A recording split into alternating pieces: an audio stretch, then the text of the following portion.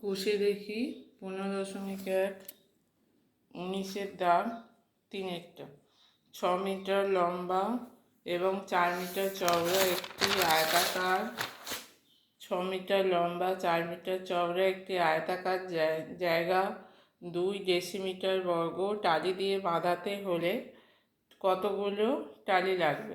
তাহলে প্রথমে হচ্ছে আয়তাকার জায়গার ক্ষেত্রফল বার করতে হবে, তারপর টালির ক্ষেত্রফল বার করতে হবে। আচ্ছা, এখানে একটা মিটারে আছে, একটা ডেসিমিটার আছে, তাহলে এই মিটারগুলোকে আমাকে ডেসিমিটারে নিয়ে যেতে হবে। আচ্ছা, এই জায়গার ক্ষেত্রফল আর টালির ক্ষেত্রফল ভাগ করলে আমরা পাবো টালির সংখ্যা। তাহলে 3-একটা প্রথমে হচ্ছে জায়গার ক্ষেত্রফল।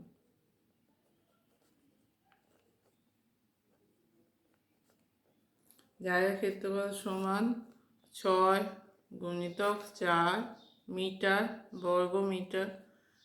আমি যদি এগুলো ডেসিমিটারে নিয়ে যাই, 6টা হবে 60 ডেসিমিটার, 4 মিটারটা হবে 40 ডেসিমিটার। তাহলে বর্গ মিটার থেকে এটা হয়ে যাবে তখন বর্গ ডেসিমিটার। আচ্ছা, তাহলে 6 আর 4 গুণ করলে হবে 24, দুটো শূন্য বসে যাবে পাশে, বর্গ ডেসিমিটার। এবার আসছে টালির ক্ষেত্রফল। টালি 2 ডেসিমিটার বর্গ, মানে টালিটা বর্গাকার হবে, যার বাহুর দৈর্ঘ্য হবে 2 ডেসিমিটার। তাহলে টালির ক্ষেত্রফল, একটি টালির ক্ষেত্রফল সমান হবে, টালির ক্ষেত্রফল সমান 2 তার স্কোয়ার বর্গ ডেসিমিটার সমান হচ্ছে 4 বর্গ ডেসিমিটার। তাহলে অতএব টালির সংখ্যা হবে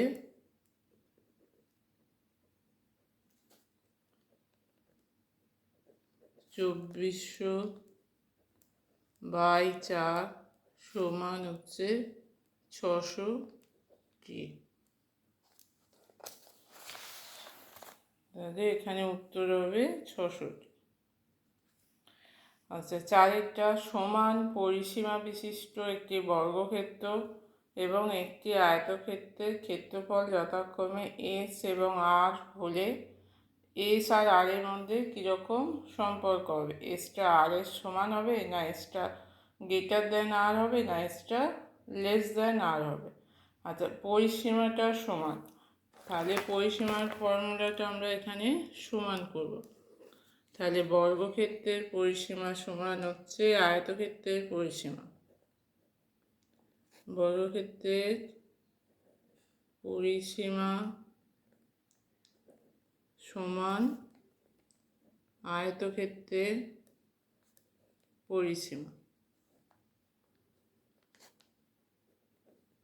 তাহলে বর্গক্ষেত্রের পরিসীমার ফর্মুলা কি? 4 গুণিতক বাহু সমান আয়তক্ষেত্রের পরিসীমা হচ্ছে 2 ইন্টু দৈর্ঘ্য প্লাস প্রস্থ। তাহলে বাহু সমান হচ্ছে 2/4। এখানে দৈর্ঘ্য প্রস্থ যদি আমি এক্স আর ওয়াই ধরে নিই, তাহলে এক্স প্লাস ওয়াই, তাহলে 1/2 এক্স প্লাস ওয়াই। তাহলে দৈর্ঘ্য আর প্রস্থটা আমরা এক্স আর ওয়াই ধরে নিচ্ছি, তাহলে এক্স প্লাস ওয়াই/2। তাহলে এবার বর্গক্ষেত্রের ক্ষেত্রফল,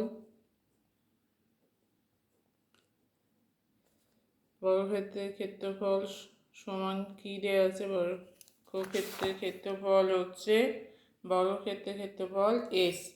তাহলে এস সমান হবে বাহু স্কোয়ার সমান X plus Y by 2 square. তাহলে এখানে 2 স্কোয়ার কী হবে? 1/4। এখানটা ভাঙলে হবে x square plus Y square plus 2xy। আচ্ছা, তাহলে 1/4 x square plus Y square plus 2/4 x y আচ্ছা সমান 1/4 x square plus Y square plus 2/4কে কাটলে হবে হাফ। আচ্ছা এক্স ওয়াইটা কী ছিল? দৈর্ঘ্য গুণিত প্রস্থ। এক্স দৈর্ঘ্য ধরা হয়েছে, ওয়াই প্রস্থ ধরা হয়েছে, তাহলে এটা হচ্ছে দৈর্ঘ্য গুণ প্রস্থ। তাহলে 1/4 x square plus Y square plus half দৈর্ঘ্য গুণ প্রস্থ মানে আয়তক্ষেত্রের ক্ষেত্রফল হচ্ছে দৈর্ঘ্য গুণ প্রস্থ সমান হচ্ছে আর। তাহলে এস সমান হচ্ছে half X square plus Y square plus half. তাহলে দেখা যাচ্ছে এস এর মানটা আর এর মানের অর্ধেক, তার সঙ্গে আবার এটা যোগ হচ্ছে, তার মানে এখানে আরটা ছোট হবে, আর এর সঙ্গে আরও কিছু যোগ করে আমরা এস পাচ্ছি, তাহলে এসটা বড় হবে আরটা ছোট হবে। তাহলে এখানে হবে অতএব এস গ্রেটার দেন আর, এখানে বি এর অপশানটা হবে।